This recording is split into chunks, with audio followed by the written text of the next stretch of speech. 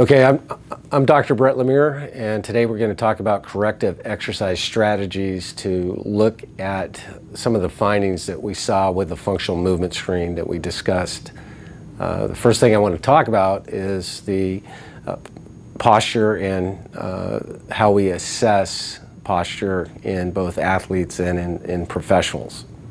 Okay, so I'll have Brian come up here. And so basically what we want to see is four corners that are symmetrical, so that four corners are the shoulders and the hips. Down the middle we want to see the chin, sternum, and zipper line bisect those four corners. Okay, and from the side what we want to see is the gravity line where the head, back of the head, middle back, and the tailbone align themselves. So we'll be looking at those four corners as we do a functional movement screen and just see how an individual will react to the particular screen. Then when we select a corrective exercise, we want to make sure that we're seeing the ability for the athlete or the professional to hold a particular position with good stability and good mobility. All right, one of the first corrective exercises that we're going to do is the waiter's bow. And it's a simple exercise that you can do throughout the day to address tightness and weakness in the superficial back line, the muscles that run along the back side of the body.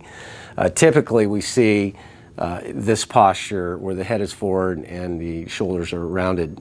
In the waiter's bow, what we want to do is keep the chest open in the front, interlace the fingers, lock the elbows, reach towards the heels with the hands, pack the chin in, stay nice and tall, and as we bend forward slowly, we're going to hinge only from the hips. Good, and see how you have a nice flat back, and can you feel the stretch in the hamstrings? Mm-hmm. Excellent, excellent. Come up nice and slow. And this time we're going to add in some deep breathing, so let's deep breathe. Hold that position right there. Good, go ahead, breathe out. Good. And you should see a nice flat line of the spine. The mobility is coming from the length, stretching of the hamstrings, and the axis of motion is in the hips, not in the spine. What I'd like to do is just show you what we do not want to see, which is a faulty pattern. You'll see Brian, he'll break posture about halfway through by rounding the shoulders in the back. Go ahead. And you can see here now he's rounded and he's picking up a little bit of spine stress and flexion, and so we would not want to see that. So let's do one more correct. Good, nice and tall. Excellent, deep breathing. Stick the butt back through the hands, nice flat back, good length in the hamstring, weight on the heels, perfect. And that's your waiter's bow. Okay, the next corrective we're going to talk about is one of the what we call the Mac Daddies of limbering correctives, and it's the bretzel. The bretzel should be done on a daily basis as a movement prep, or what we call a standard operating procedure, which implies that you're preparing your body for the day or for the shift. So the bretzel, we start the bretzel with a double knee to chest. And Brian's doing a good job here. He's going to deep breathe through his nose. He's going to get about 3 to 5 breaths in, nice and deep. And when he's ready, since he's going to go to the left, he's going to straighten his left leg. Keep that right knee packed to the chest. Good. When he's ready now, he's going to put the right arm out, bring the right leg over. Good. Then he's going to grab the bottom foot. And here, he's doing a great job of keeping the knee in line with the hip and in line with the spine. So he's got a nice long axis here. The shoulder is back. Doesn't need to touch the ground, but it needs to be close. You can see he's deep breathing through his abdomen right here. Good. And let's add in a little bit of neck rotation to the right. You feel a little bit of stretch there, Brian? Yeah. Yeah, very good. A couple deep breaths. All right, let's come out of that nice and slow and go back into a double knee to chest. Still breathing deep. Good, excellent. And let's go ahead and straighten the right leg. Good. All right, when you're ready, go ahead and bring it across at 90 degrees. Excellent job. Secure the knee to the ground. Bring the foot up. Good. Excellent. Good. Bring this knee back just a bit. There. That feel a little better? Okay, good. Deep breathe. Good. And when we see the deep breathing in this stretch, you can see he's breathing into his lower abdomen, which is activating the core and giving a better stretch across the chest and into the rib cage. All right, let's roll to the back. Good. And now let's just kind of rock side to side nice and gently. Good. Good. There's a little T drill right there. Excellent. Good. All right, back to start position, double knee chest. Good, and relax. So the Bretzel, and Brian added in a little bit of T-drill, is also an excellent set of exercises for limbering up the entire body. That really covers a lot of the hip, trunk, chest, neck. Attention, our growth station crew. And Brian. Okay, so the next corrective exercise we're going to talk about is the peel-off press. We're going to do this from the half kneeling position. It's similar to a lunge position, and what we're going to do is have the resistance offset from the body at 90 degrees. And so what Dr. Patterson is going to do is grab the handle with both hands. He's going to pull the tube to the chin, sternum, and zipper line right in the center of the body. And he's just going to bring the handles in and out.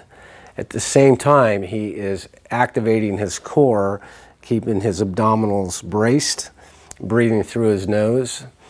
And you notice that there is no wiggle in the chin, sternum, and zipper line. So as that load is trying to rotate his body to the right, he has to resist that rotatory force. So this is an excellent exercise for improving core stabilization. And repeat that on the opposite side. And again, that's called a peel-off press, P-A-L-L-O-F.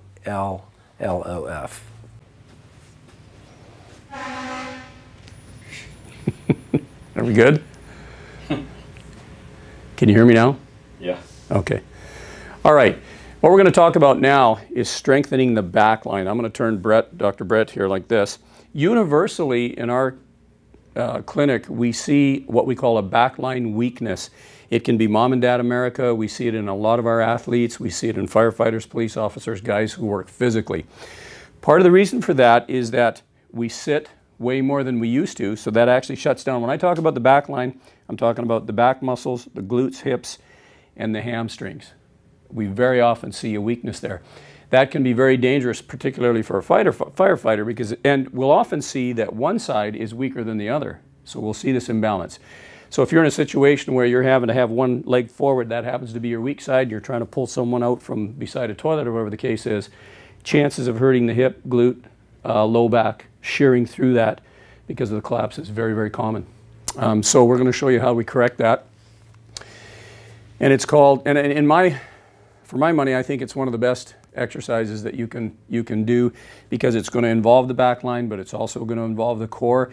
It challenges balance, it challenges flexibility and power all at the same time, and there's very few exercises that do that, so that's why I really like this exercise. So Brett's going to demonstrate how we do this. He's going to come up into a runner's position, then he's going to drive that leg back. As he does that, he's going to bend forward like he has weights in his hand. But you'll notice the key to this is keeping the back straight. I want you to slump, Brett, like you're going to try and touch that. Yeah, you don't want to drop your shoulders and arms to try and get to the floor. You want to keep a straight back like that, otherwise you're going to hurt yourself. So a straight line here. Notice the knees bent a little bit. You can do that. As you get better at this, you can lock the knee out, but for now you want the knee a little bit bent. Now, the key to this exercise is to not just drop the leg and stand up. It's to drive forward through this hip because the glute, back line, and hip are designed to extend the hip. And so that's why, rather than just dropping the leg, we're going to come forward into the runner stance. So I'm going to have Brett do that one more time. One of the mistakes I see is that people don't... Oh, you okay? Yeah. Now, what's nice about this is you can see that this challenges your balance when you don't have any weight in your hand. And that's what I love about this exercise, because it will improve your balance also. So Brett's going to do that again. He's going to drive that leg back. One of the things that I see universally too is that on this exercise, they don't drive the leg far enough back. Okay, so I start to see this sort of thing where the leg's here and they're rounding through the back. So, okay, let's do that again.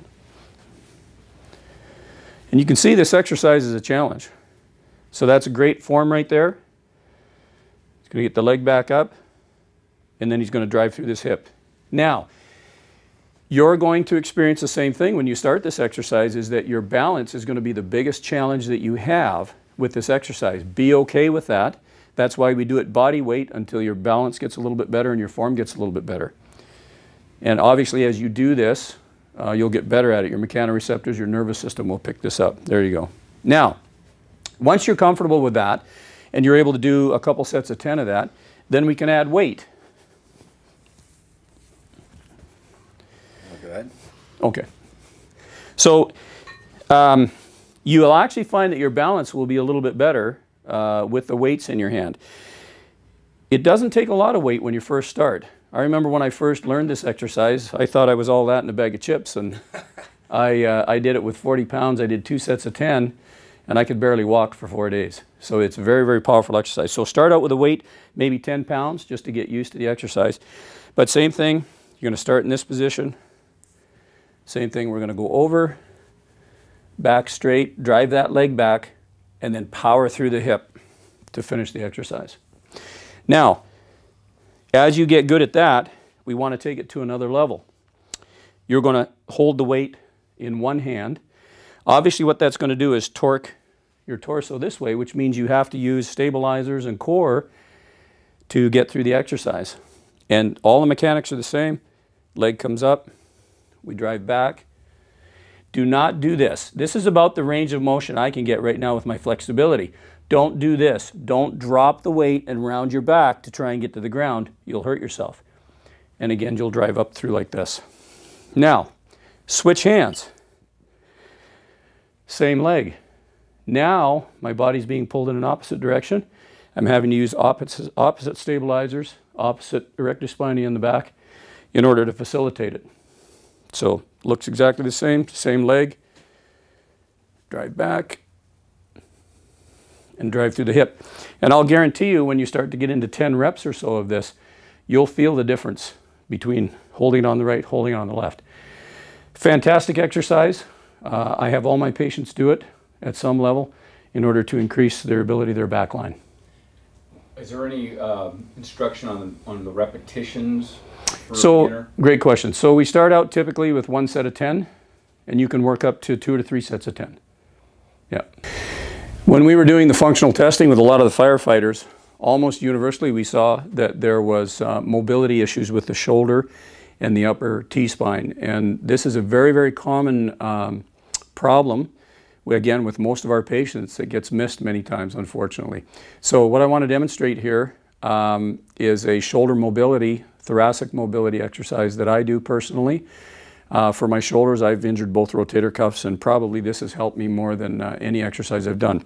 So in our clinic, we have sticks like this. We have them for 2 reasons, and that's to beat non-compliant patients and also to do exercise. Can I throw humor in like that? And to do exercises. So you're going to need a stick and some wall space with this one. And what you're going to do is you're going to get back up against the wall as much as you're able to, depending on your body type. You want to try and get your heels, obviously the hips, and the head back on the wall. You're going to grab the stick with an overhead hand position. Now the key to this is to start out fairly wide, and that, you know, you'll kind of figure out where that is for you, but you want to comfortably, I mean, you don't want to be ridiculously wide, but you want to be probably, you know, a foot out each side of the hips. Head's going to go back against. Now the key to this is as you come up like this, which is what I'm going to do, I'm going to come up and I'm going to touch the wall. the key to this is that I'm not bending the elbow. Can you get that in? So, as you come up, here's what I see with a lot of patients. They'll get to here, that's the limit of their shoulder mobility, so they'll bend their elbows and come back to the wall like that. And that's not what we're looking for. So again, you'll be down. And here's the other thing. If you can only get to there, that's fine. Don't worry about it. I'm going to move over a little bit. You'll get to here, put a little bit of a stretch into it, keep the head back, make sure your hips are not coming off the wall, and then come back down. Take a little tension off, then go back up. If that's as far as you can go, great. If you can get all the way to the wall, you'll do that and come back down. Now, what I do to challenge myself a little is I'll do maybe 4 or 5 like that, then I'll come in a little bit, maybe 6 inches or so on each side, and I'll go through that again. And it's a little bit tougher. And I'll continue, you know, I'll do 4 or 5 of those, and I'll continue to come in until I get to a point where I can't reach the wall. Okay? And then I'm done with that segment of it. Then what I'll do is I'll go back out to my original position, head back, and I'll come back. Now this time I'm going to bend the elbows, and I'm going to put my elbows and my hands against the wall with the stick resting on my head. Then I'm going to attempt to slide as far up the wall as I can, keeping the hand and elbow on the wall. That's key. I don't want to see this, where the elbow comes off the wall. That's a compensation. So elbow and hand, stay on the wall, give it a good stretch, and then come down. And again, somewhere between 8 and 10. I'll do 5 of each one till I get to a point where I can't do any more, and then I'll do about 10 of those. Fantastic shoulder mobility, thoracic mobility exercise. This is part 2. So this is part 2. This is an advanced move. This is to start to develop your ability to do a overhead squat, which is one of the tests that we do in the functional screens. So you're going to go into a squat position, obviously, back and head against the wall. And we're going to do what we did on part 2, the first one. We're going to go back against the wall, elbow and hand against the wall, and then you're going to slide up as high as you can, keeping the elbow. Now you can see I've got limited motion through there, so that's something that I need to work on. Fantastic exercise again to start to groove the deep squat, overhead squat. Okay, so part 3 of the corrective for the deep squat pattern is going to be a more dynamic version of what Dr. Patterson just showed you. Again, we're going to start with our feet away from the wall. We're going to sit back. We're going to bring the bar up overhead into the first position, keeping the elbows locked, arms and elbows against the wall. Deep breath in and out. Good, and then we're going to drop into a deep squat and hold the bar back. And then come up.